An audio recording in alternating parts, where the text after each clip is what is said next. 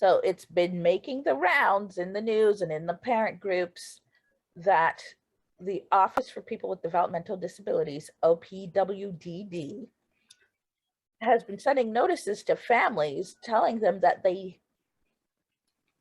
have to pull their disabled children, whether they're minors or adults, from their current residential setting and put them into another setting within New York State in a rather remote location in the Adirondack Mountains, or they're going to lose funding for their services. Now, there's a couple different things going on with this story. The out-of-state residential facility that is a common factor here is the Judge Rottenberg Educational Center. And we've talked before about why that place, the JRC, is not a good place for people with developmental disabilities. And we've talked about how it's concerning that New York State is spending money to send New York residents to a place where residents have died and former residents have reported being tortured with electric shock devices. That's one thing.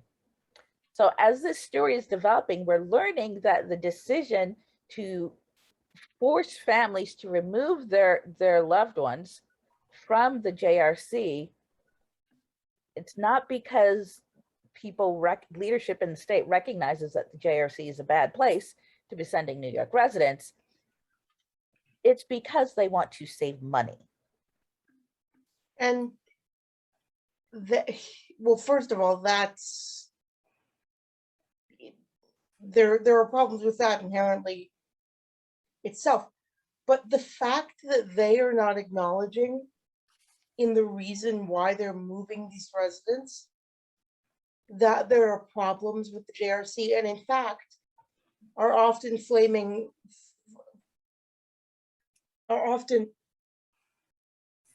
not acknowledging that there are problems with the JRC, and are often framing the JRC as, if not positive, neutral, would seem to indicate that they see little problem with the methods that are being used and structure that is being used at the JRC, and therefore may have a chance of implementing those at the new facility. That is one concern, that the leadership in New York State, the leadership at the Office for People with Developmental Disabilities, don't recognize the issues with the Judge Rottenberg Center. The other is the location that they're trying to force families into sending their children to. It's in the Adirondacks, in a remote location in the Adirondacks. I've spent time in the Adirondacks as a college student, living in the Adirondacks in a place where you had to take a boat to get there and where the cows outnumbered the people. And this seems really counter to having the principle of having community-based services to care for people with developmental disabilities in their community. And again, this highlights a long-standing problem with the services for people with developmental disabilities, in that the community-based services and support aren't really there. It's not a big enough base to serve the needs of people with developmental disabilities. And it also indicates something about the way that the people who are implementing these decisions view disabled people, that they would rather them be somewhere remote and unseen than in the community. And there are a lot of people who think we've moved away from that. This decision, in addition to everything else, seems to indicate that we are much, much, much closer to that than many would like to believe. And just a couple of days ago, the state said that it would not be forcing families out just yet. They were going to wait for 6 months. I'm not sure what they're waiting for, but they're going to wait for 6 months before they make a final decision on whether or not they're going to force families out of the JRC and into a facility in a remote location in the Adirondacks where there is great concern about the safety of the facility for people with developmental disabilities in that facility.